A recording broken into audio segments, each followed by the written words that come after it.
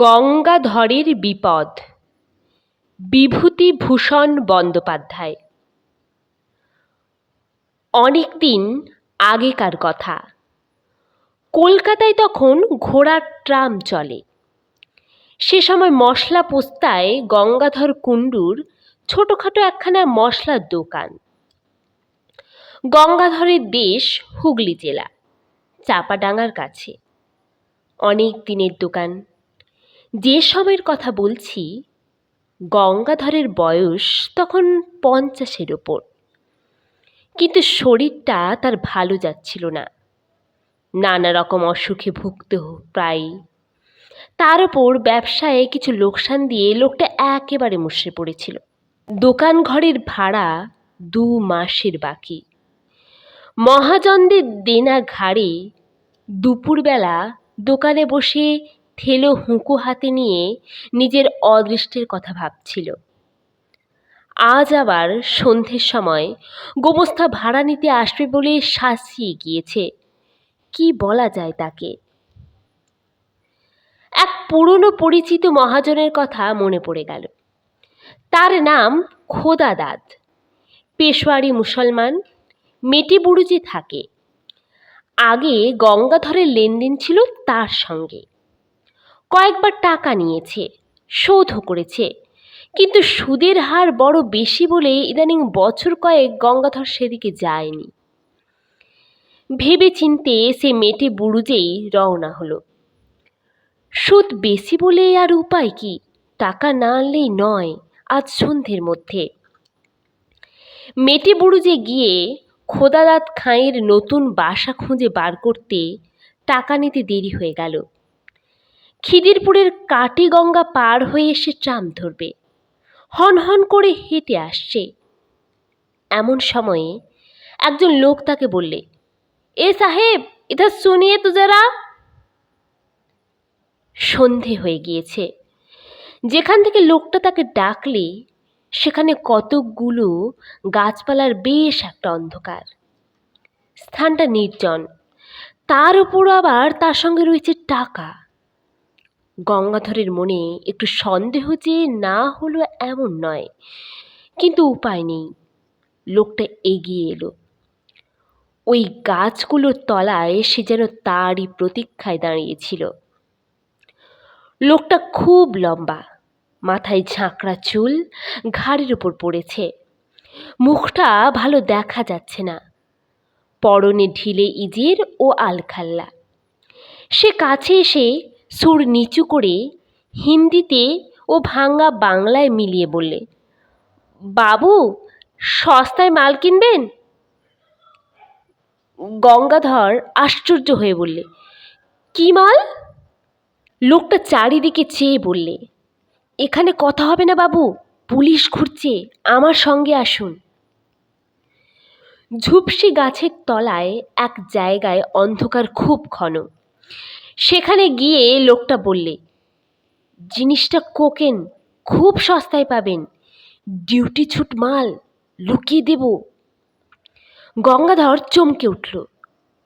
সে কখনো ও ব্যবসা করেনি। ডিউটি ছুট কোকেন, কি সর্বনেশে জিনিস! ভালো লোকের পাল্লায় সে পড়েছে। না, সে কিনবে না। লোকটা সম্ভবত পাঞ্জাবি মুসলমান, বাংলা বলতে পারে, তবে বেশ একটু বাঁকা।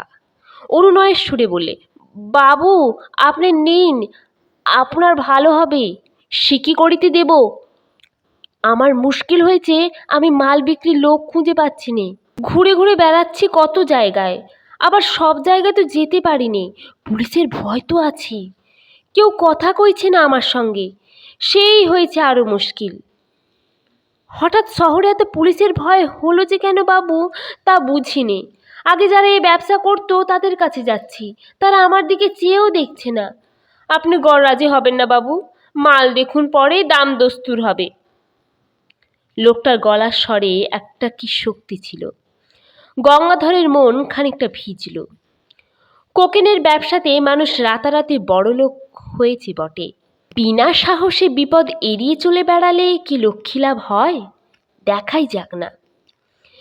হঠাৎ গঙ্গাধর চেয়ে দেখলে যে লোকটা নেই সেখানে। এই তো দাঁড়িয়েছিল, কোথায় গেল আবার? পাছে কেউ শোনে, এই ভয়ে বেশি জোরে ডাকতেও পারবে না। চাপা গলায় বাঙালি হিন্দিতে ডাকলে, কোথায় গিয়া ও খাঁ সাহেব? এদিকে ওদিকে যাবার পর সামনে চাইতেই দীর্ঘাকৃতি আলখাল্লাধারী খাঁ সাহেবকে দাঁড়িয়ে থাকতে দেখা গেল। গঙ্গাধর বললে,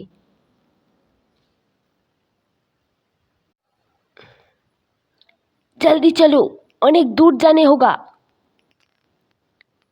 কি একটা যেন ঢাকবার জন্যে লোকটি প্রাণপণে চেষ্টা করছে। আমার সঙ্গে এসো, মাল দেখাবো। দুজনে কাটিগঙ্গার ধারে ধারে অনেক দূর গেল। যে সময়ের কথা বলছি তখন ওদিকে অত লোকজন ছিল না। মাঝে মাঝে জোয়ার নেমে যাওয়াতে বড় বড় ভর ও নৌকো কাদার ওপর পড়ে আছে। দু একটা করাতের কারখানা, তাও দূরে দূরে জলের ধারে নোনা চাঁদা কাটার বন।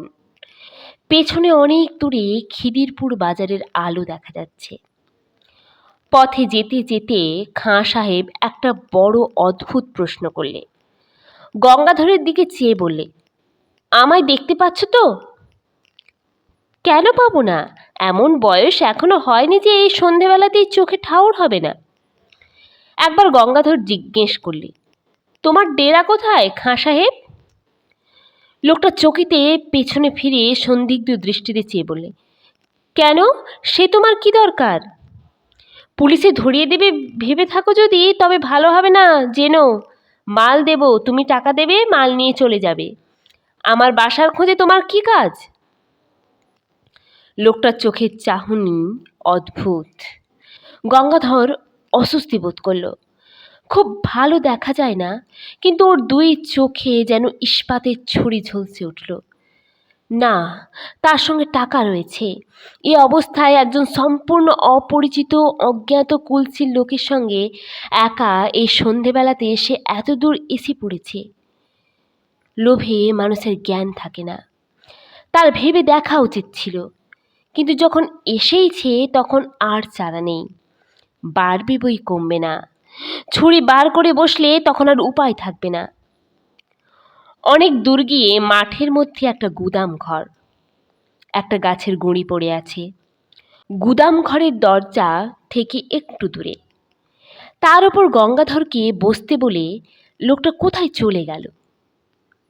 গঙ্গাধর বসে চারিধারে চেয়ে দেখলে গুদাম ঘরের আশেপাশে সর্বত্র আগাছার অনুচ্চ জঙ্গল। নিকটে কোথাও লোকজনের সাড়া শব্দ নেই। অন্ধকার হলেও মাঠের মধ্যে বলে অন্ধকার তত ঘন নয়। সেই পাতলা অন্ধকারে চেয়ে দেখে গঙ্গাধরের মনে হলো গুদাম ঘরটা পুরনো এবং যেন অনেক কাল অব্যবহার্য হয়ে পড়ে আছে। বাঁশের বেড়া খসে পড়েছে জায়গায় জায়গায়, চালের খোলাও উড়ে গিয়েছে মাঝে মাঝে। সামনের দোরটাও উই ধরা, ভেঙে পড়তে চাইছে যেন। গঙ্গাধরের কেমন একটা ভয় হলো। কেন সে এখানে এলো এই সন্ধ্যায়? এরকম জায়গায় একা মানুষ আসে, বিশেষ করে এতগুলো টাকা সঙ্গে করে? সে আসতো না কখনোই। সে কলকাতায় আজ নতুন নয়, তার উপরে ঝুনো ব্যবসাদার, বাংলাদেশ থেকে নতুন আসেনি। ওই লোকটির কথার স্বরে কি জাদু আছে, গঙ্গাধরকে যেন টেনে এনেছে। সাধ্য ছিল না যে সে ছাড়ায়। এ কথা এখন তার মনে হলো।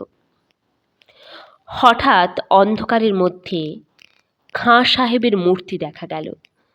লোকটা যাওয়া আসা এমন নিঃশব্দ ও এমন অদ্ভুত ধরনের যেন মনে হয় অন্ধকারে ওর চেহারা মিলিয়ে গিয়েছিল, আবার ফুটে বেরুলো। কোথাও যে চলে গিয়েছিল এমন মনে হয় না। পাকা আর ঝুনো খেলোয়াড় আর কি। খাঁ সাহেব দোর খুলে গুদাম ঘরে ঢুকলো। গঙ্গাধরকেও যখন পেছনে আসতে বললে তখন ভয়ে গঙ্গাধরের হাত পা ঝিমঝিম করছে, বুক ঢিপ ঢিপ করছে। এই অন্ধকার গুদাম ঘরের মধ্যে নিয়ে গিয়ে ঠিক ও লোকটা ওর ওই লম্বা হাতে গলা টিপে ধরবে কিংবা ছুরি বুকে বসাবে, সেই ফন্দিতে এত দূর ভুলিয়ে এনেছে।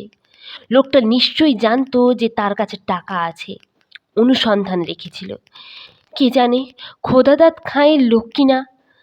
গঙ্গাধরের কপালে বিন্দু বিন্দু ঘাম দেখা দিলে একবার সে ভাবলে দৌড়ে পালাবে, কিন্তু সে বুড়ো মানুষ, এই জোয়ান পাঞ্জাবি মুসলমানের সঙ্গে দৌড়ের পাল্লায় তার পক্ষে পেরে ওঠা অসম্ভব।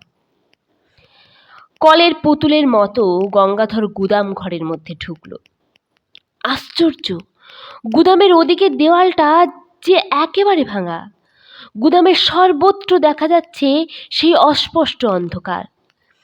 এক জায়গায় দুটো খালি পিপে ছাড়া কোথাও কিছু নেই। মাকড়সার জাল সর্বত্র। অন্ধকারে দেখা যায় না বটে, কিন্তু নাকে মুখে লাগে। একটা কিরকম ভ্যাপসা গন্ধ গুদামের মধ্যে।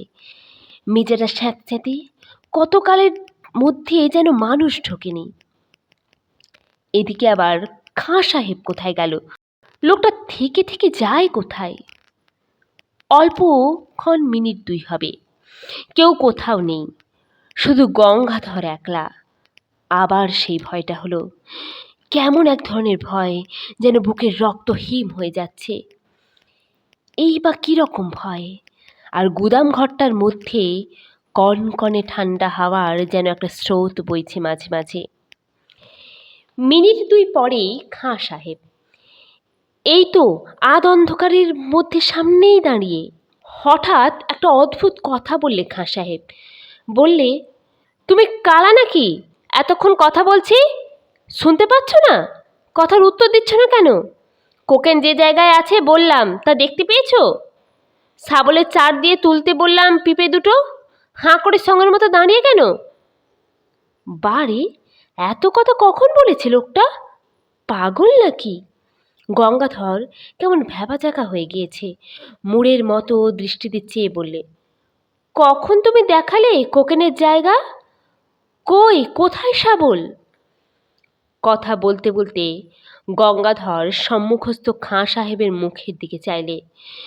সঙ্গে সঙ্গে মনে হলো তার বিভ্রান্ত বিমূঢ় আতঙ্কাকুল দৃষ্টির সামনে খাঁ সাহেবের মুখ, গলা, বুক, হাত পা, সারা দেহটা যেন চুরচুর হয়ে গড়িয়ে গড়িয়ে পড়ছে।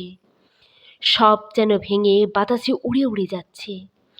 খাঁ সাহেব প্রাণপণে দাঁত মুখ খামটি করে বিষম মনের জোরে তার দেহের চূর্ণায়মান অণুগুলো যথাস্থানে ধরে রাখবার জন্য চেষ্টা করছে, কিন্তু পেরে উঠছে না। সব ভেঙে গেল, গড়িয়ে গেল, উড়ে গেল। 1, 2, 3, 4। আর কোথায় খাঁ সাহেব? চারিপাশের অন্ধকারের মধ্যে সে মিশিয়ে গিয়েছে। একটা ঠান্ডা কনকনে বাতাসের ঝাপটা এলো কোথা থেকে। সঙ্গে সঙ্গে গঙ্গাধর আর্তরবে চিৎকার করে গুদাম ঘরের স্যাঁতস্যাঁতে মেঝের উপর মূর্ছিত হয়ে পড়ে গেল। একটা দেশ ভর কাছে কোথায় বাঁধা ছিল, তার মাঝিরা এসে গঙ্গাধরকে অচেতন অবস্থায় তাদের ভরে নিয়ে যায়। তারাই তাকে দোকানে পৌঁছে দেয়। গঙ্গাধরের টাকা ঠিক ছিল, কানাকড়িও খোয়া যায়নি, তবে শরীর শুধরে উঠতে সময় নিয়েছিল। অনেকদিন পর্যন্ত অন্ধকারে সে একা কিছুতেই থাকতে পারত না। মাস 2 পরে মেটে বুড়ুজে খোদাদাত খাঁর কাছে টাকা শোধ দিতে গিয়ে গঙ্গাধর টাকা নিয়ে যাওয়ার দিন কি ঘটনা ঘটেছিল সেটা বললে। খোদাদাত খাঁ গল্প শুনে গম্ভীর হয়ে গেল। খানিকক্ষণ চুপ করে থেকে বলল, সাহজি, ও হলো আমির খাঁ, চোরাই কোকেনের খুব বড় ব্যবসাদার ছিল। আজ বছর 15 আগেকার কথা। রমজান মাসে বেশ কিছু মাল হাতে পায়। তক্তাঘাটের কাছে একখানা জাহাজ ফিরেছিল, সেখান থেকে রাতারাতি সরিয়ে ফেলে। জাহাজের লোকের সঙ্গে শর ছিল, কোথায় সে মাল রাখত কেউ জানে না। সেই মাসের মাঝামাঝি সে খুন হয়। কে বা কেন খুন করলে জানা যায়নি, কেউ ধরা পড়েনি। তবে দলের লোকই তাকে খুন করেছিল এটা বোঝা কঠিন নয়। এই পর্যন্ত আমির খাঁর ঘটনা আমি জানি। আমার মনে হয় আমির খাঁ সেই থেকে ঘুরে বেড়াচ্ছে তার মাল বিক্রি করার জন্যে। ওর পুরনো কোকেনের বাক্স হয়েছে দোজখের বোঝ। তা বাবু, সেই গুদাম ঘরটা কোথায় দেখাতে পারবে? গঙ্গাধর অন্ধকারে কোথা দিয়ে সেখানে গিয়েছিল তা তার মনে নেই। মনে থাকলেও সে যেত না। পথে আস্তে আস্তে গঙ্গাধরের মনে পড়ল পুরনো ভাঙা গুদাম ঘরটার অস্পষ্ট অন্ধকারের মধ্যে আমির খাঁয়ের মুখের সেই হতাশ ও অমানসিক চেষ্টা করেও হেরে যাবার দৃষ্টিটা। হতভাগ্য এতদিনেও কি বোঝেনি সে মারা গিয়েছে? কে উত্তর দেবে? ভগবান তার আত্মাকে শান্তি দিন।